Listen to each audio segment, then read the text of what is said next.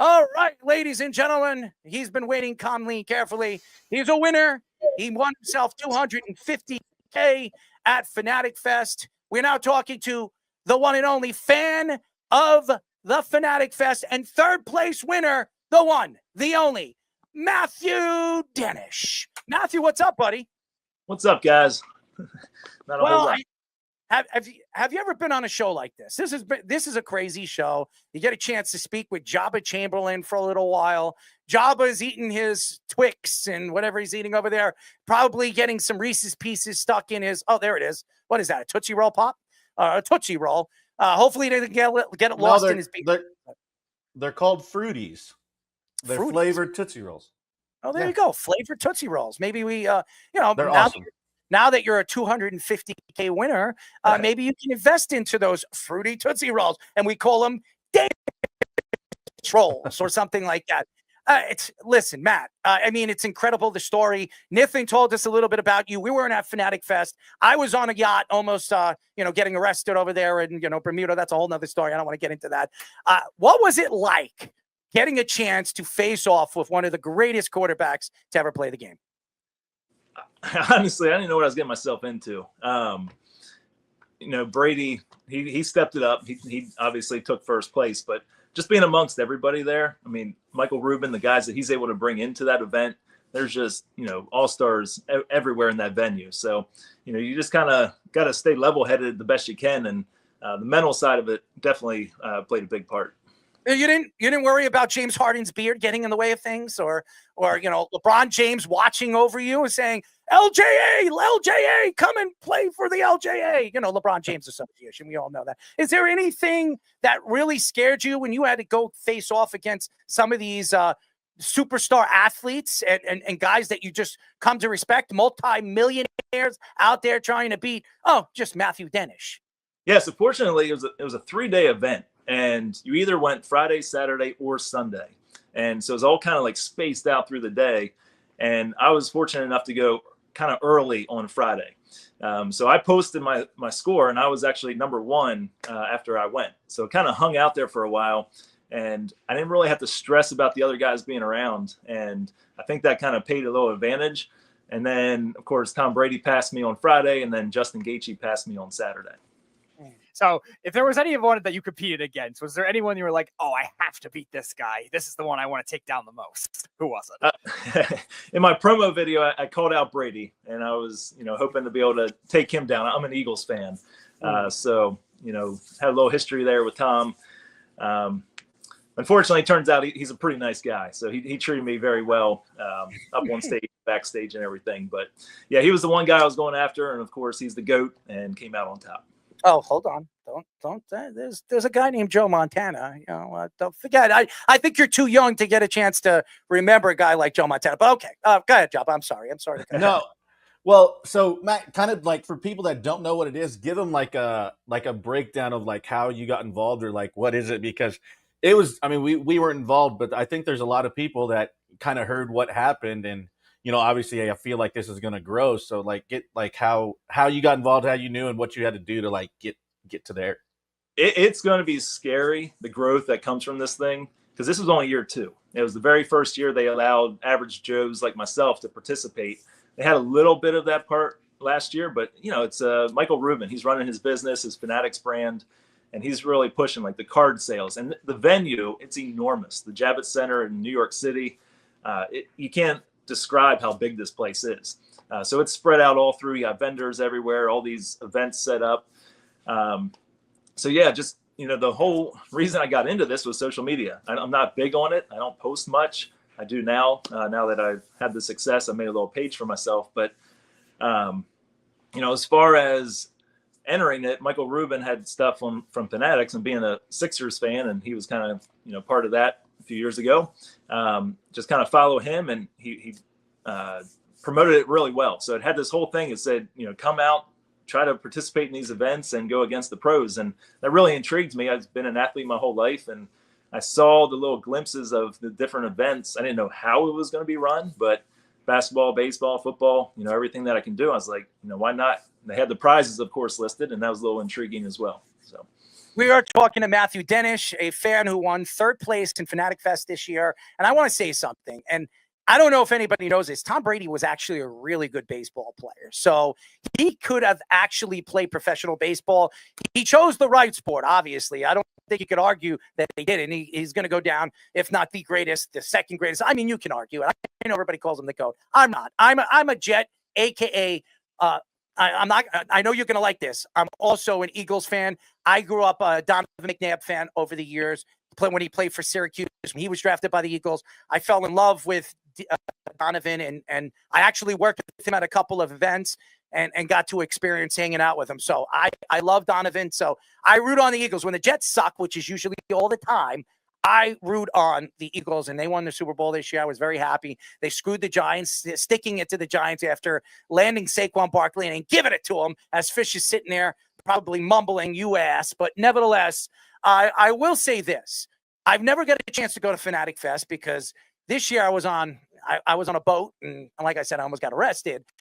But over the years, this is the second year. Michael Rubin has been one of the more respectable, money makers when it comes to selling hats and shirts and all these different sports memorabilia. He has been fantastic. He's made his billions off of it out of his car. What was it like actually hanging out with a guy like Michael Rubin? I mean, I've heard through the grapevine he's not a big guy, but very smart, very educated. He is a big Philadelphia fan. He's from the Philadelphia area. As a matter of fact, he's the one that was pushing to get Meek Mills out of jail, if you don't know that story. What is it like hanging out with a guy like Michael Rubin? So I was actually at that game when Meek Mill flew in on the helicopter. I'm a Sixers season ticket holder. So next thing you know, there he is just showing up to the game.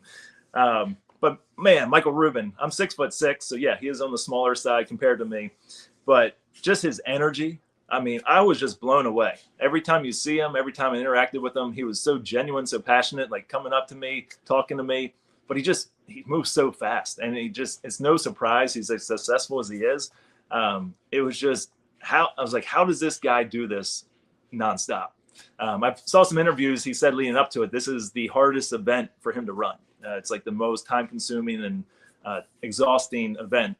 But you can see why, just everything that they have there. And he is everywhere. And that's the thing about this event. It's awesome. You see people running all over the place. The one time I was standing there, I'm like, why are there 50 people walking that way? Well, it's Tom Brady going down the escalator.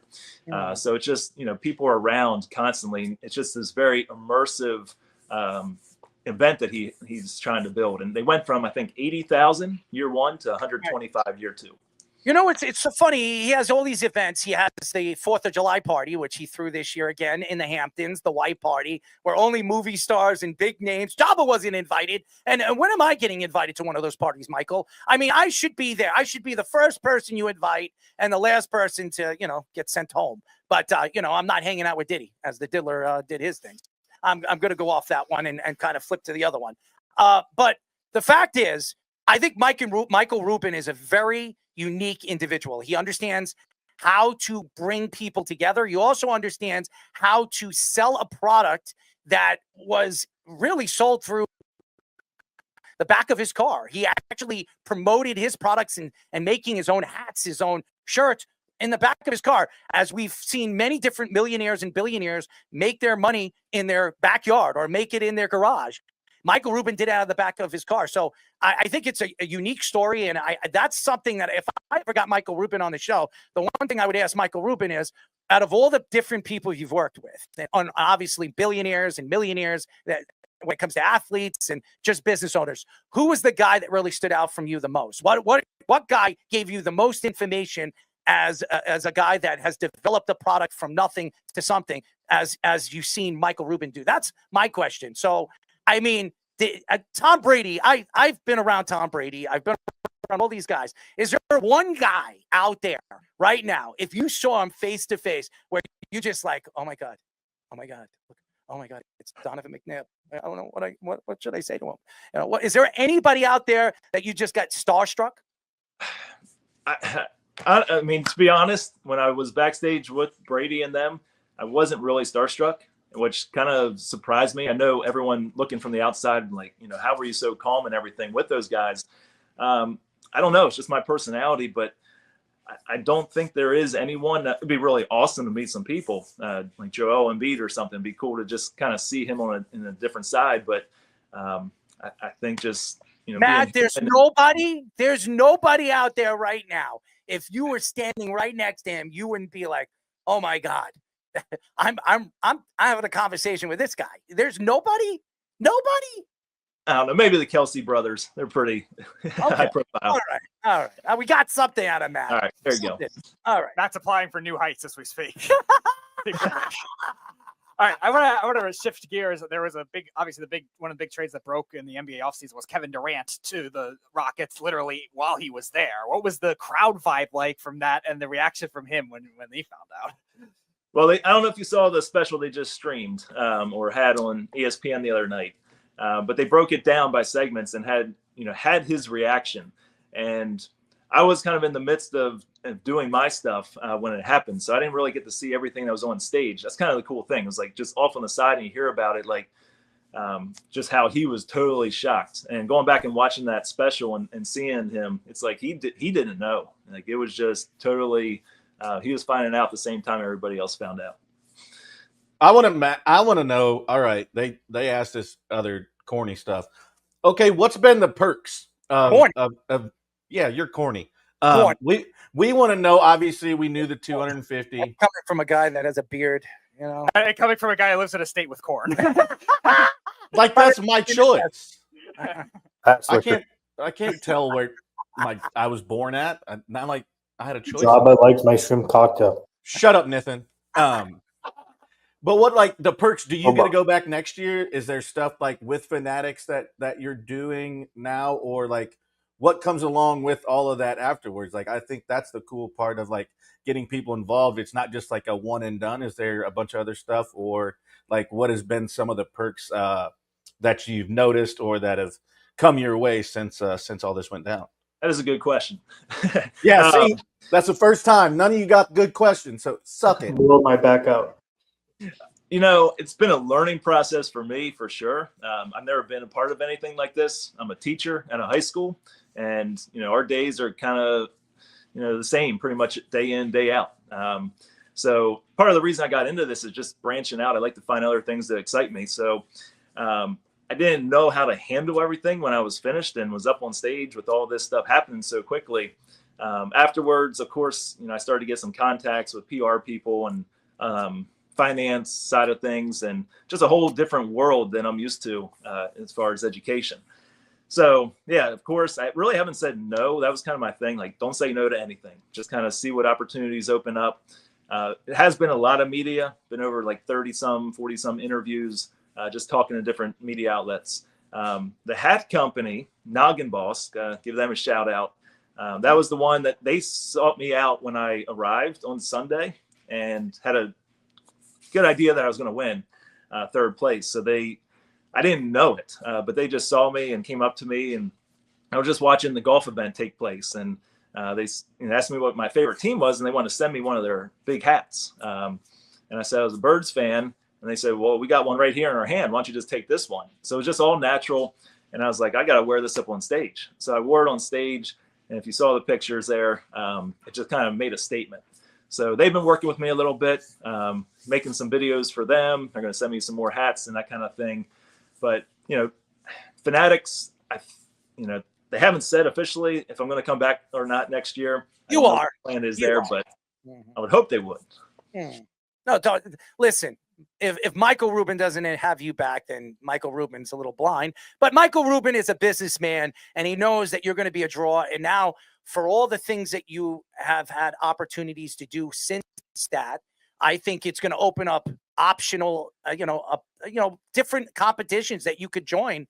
Not just the Michael Rubin Fanatic. There'll be optional, summer. I don't know. There might be something out there where there are going to be other athletes saying, you know what, I could beat Matthew Dennish at this. Let's set something up. And you're going to have an opportunity to win some more money because, guys like James Harden, who I think is an airhead, will probably get so jealous or is probably so jealous of you because he couldn't get over the hump where, he might want to beat you or try to beat you at something because he couldn't beat you there. So I think there are a lot of crazy athletes out there thinking, hey, you know what? Matthew Dennish is lucky. Matthew Dennish doesn't really have any athletic ability. Who the hell is Matthew Dennish? Right. Well, Matthew Dennish is a guy that just won $250K. He's making, endorsement deals. And now, by the way, I don't know what his Instagram has. He's got 10,000 people following him just because of a damn game at Fanatic Fest. But listen, Matt, we love you, man. Congratulations, dude.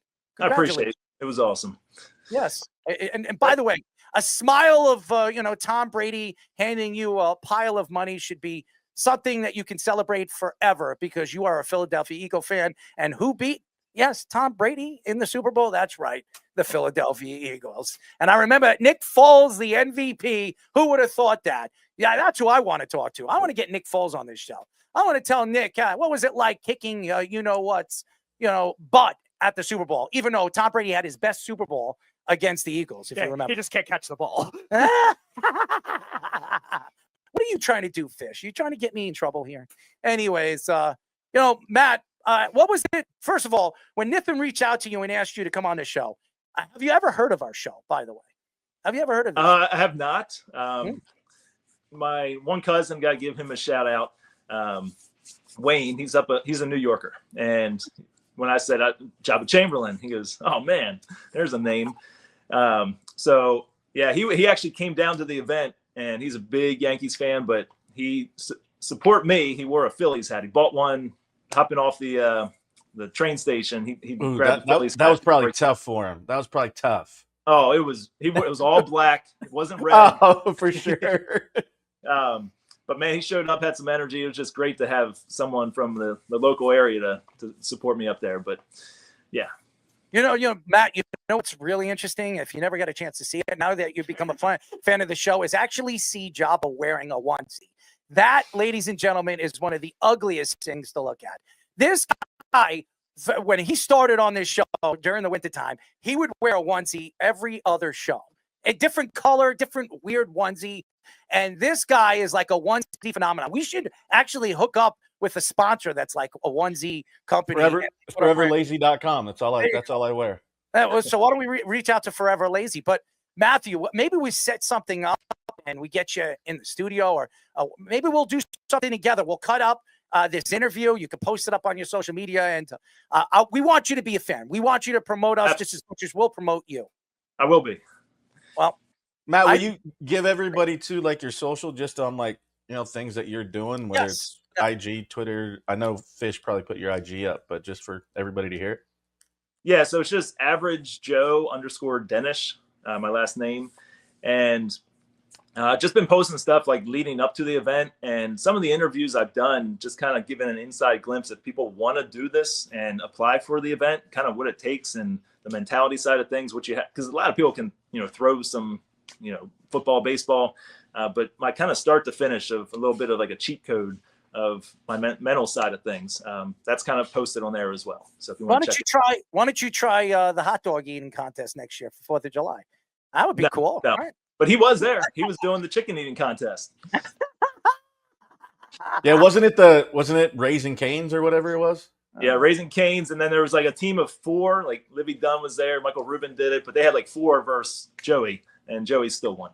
Well, we saw Joey Chestnuts at Chestnut, or he might have nuts, or maybe one nut. Speedy's got one, but we saw him at the Super Bowl at Radio Row. So, and we're working on getting him on the show. That would be really, really cool. Joey he's a great personality. Everything that he does right now off air, and he stands for a lot for some average Joe person like you to do what he has done over the years and make hot dog eating a sport, and a sport that really center stage. Well, it was eating as a whole. Eating really is.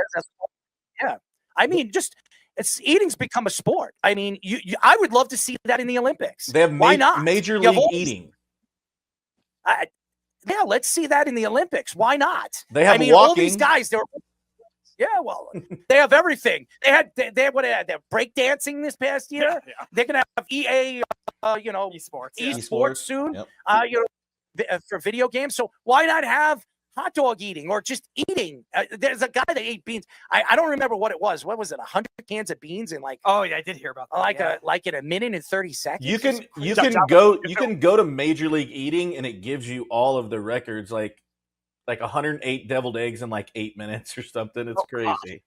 Could you imagine me eat like 100 cans of beans and how many times or how bad my farts would be? I mean, my farts don't smell. Right? Yeah, that'll be the test for you to actually get the smell. Maple farts coming out of my rear end. I mean, I want to try something. I don't know if you've ever watched the show, Matt. I put icy hot on my scrotum for 10 minutes. I broke a Guinness Book of World Records, and I want to do something else. I want to light a match, and fart and see if it actually. I've heard stories that if you fart, because of the gas that comes out of your ass, it can light it on fire. Yeah, it's called methane gas. Yes. Well, okay. So I want to try it on national on our radio show and see how it works. Matt, would you actually watch the show if I did that? I know I'd burn the hairs in my ass and whatever I have left in it. You seem like a very talented, skilled man. So I think I'm a little. Hey, before we let you go, Matt, was there one sport that all the things you did that you surprised yourself at? Oh, for sure. It was baseball. I can throw, but you got 6 pitches, and you can appreciate this. They did 9 boxes within the strike zone. So 9. Hey, I saw some of those athletes throw. Ooh, it was rough. Well, we didn't know that the corners were 5 points. Oh, okay. Dead center was 1, and the other 4 were 3 points. So placing in the corners, I ended up hitting 4 out of my 6 throws in the corner. So I ended up first place out of all 100 people. And there was like Russell Wilson was there, and you said Tom Brady could play baseball. Like all those guys that have that background, that was the reason I won, just be able to place them in the right spot. So for sure, surprised myself there. Where are the Yankees? Where are the Yankees? We're gonna keep Russell Wilson. Where are the Yankees? We need some bullpen help. Good. Go steal Russell Wilson from the Giants. We'll take it. I'm gonna lose my voice before the show's over. I'm losing it. All right. Anyways, Matt, we really appreciate the time. Nithin is a big fan of yours, and he was the one that helped us get you on the show. And we'd love to get you on the show again. And we'd love for you to be a fan of our show, and we're going to promote you. We have you're the first guy that has been a part of the Fanatic Fest that's been on our show, and that actually means something. And I just wish you the best, man. And let's get you on multiple times in the next couple of months and see what you're doing, see where you're at. For sure. And I appreciate this. A lot of fun. Maybe you guys should attend next year. Absolutely. Well, why don't you tell Michael Rubin to actually invite us? How's that? I won't go on, these boat trips during these crazy events. I mean, I should be there. I don't know if I'd win. I'd love to see Jabba. First of all, we have a bet, and this is going to happen. I have told Jabba that out of how many times, Speedy? I don't remember exactly. 10. I thought it was 10 times. I could steal at least once against him with a catcher and a person at the plate, and he's got a pitch against him. I could steal against him. We're gonna get this going before the year is over, before the summer is over. I want to do this. We're gonna meet in New Jersey or something. And if I win, he's got to take all of us out to a nice steak dinner. That would be great, wouldn't it? And we'll bring you. How about that? You can come and watch us. You can be a spectator because you live over. Oh yeah, winner has to take everybody to dinner, right? Everybody to dinner, yeah. Absolutely. Hey, Matt, I don't know if you just read this, but Nithin said he's going to enter the Fanatics games next year. All right, Nithin, you're going to compete in your blue blazer? Oh, please. He posted up a video of him throwing the football, and the first thing Jabba says is, you got to work on your undercarriage. Yeah, work on that lower half. Which athlete will be best in Nithin's blue blazer? Oh. Hey, Fish, Matt, have you seen this outfit that Nithin rocks in this famous blue blazer that he has? If you can pull this. He posted this, and he was so excited, but this outfit was rough. And you as a teacher, you probably see, granted PE, but you probably see in the hallways some crazy outfits. This was rough. Man. Yeah. And he wears it everywhere, so we're trying to get him to have all the athletes sign it, and that'd be sweet. And he could wear it to all these events. Yeah, but I think it's so close to his heart. I don't think he can do it. I think he's lost. I think he really wants to believe that this blazer makes him the sexiest man alive. I really do believe. And he wears these cargo pants, camo pants. Ooh, yes. Exactly. And a red shirt, a red like polo shirt under. I gotta see it. It is the best look. It is the best look. It's definitely something that really stands for Nathan and his personality. Do we have that fish? Are we getting that up? He says he lost. Oh, he lost it. I know, We'll send that to you, Matt. Yeah, we'll send send it for sure. Yeah, absolutely. It's something to definitely look at. But Could any of you guys pull it off? No. I think I could. Now the real question: Who will be able to win a competition the best in the blue blazer? You know, it's weird because I'm a very particular fashion person, so I don't know if I would even be quite dead with any of those colors. But Nathan is one of those unique individuals that will wear anything and be anything at any time. So, including this. Yes, it is definitely a unique look and something that you probably would never see anybody wear but him. But nevertheless, I don't think it would fit you. That blue blazer, you're 6'6", forget it. That blazer wouldn't even fit on your half your body. I mean, look at Nathan. He's 5'6". He's got a great personality. There's no question that he does. And that's why everybody loves him. He's like a little cute Oompa Loompa, like a Smurf. Oh, hey, where's the blue? Where's Smurf? Anyways, Matt, we love you. Keep up the good work, bud. Appreciate it. Much appreciated. You guys are awesome.